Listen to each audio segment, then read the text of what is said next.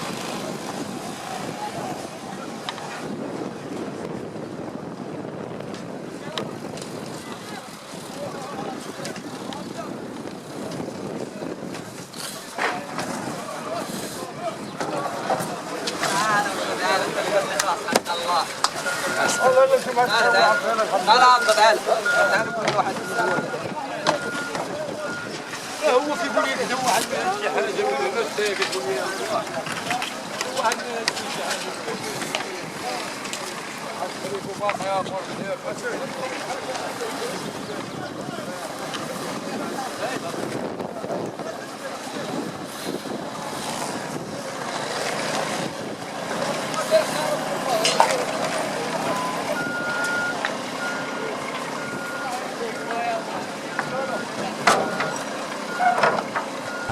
بسم الله الرحمن الرحيم. اعوذ بالله من الشيطان الرجيم.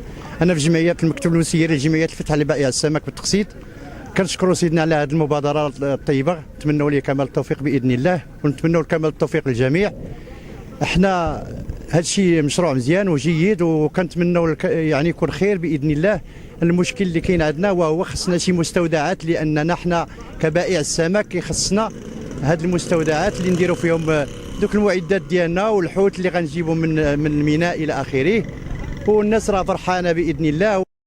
كنشكر جميع السلطات اللي راسهم السيد رئيس الدائره والسي خالد القائد اللي كيمثلنا. وهذا الشيء راه مزيان، وهذا الشيء راه مهم، وهذا الشيء راه الناس اللي كانت في الشمس وكانت في يعني في البرد ومعرضه واحد العدد الاشياء. اليوم الحمد لله راه هذا الشيء مزيان. خصو بغيناه يتعمم على مدينه اسفين، وبغينا يتعمم على جميع في المغرب، في اقطار العالم المغرب كامل.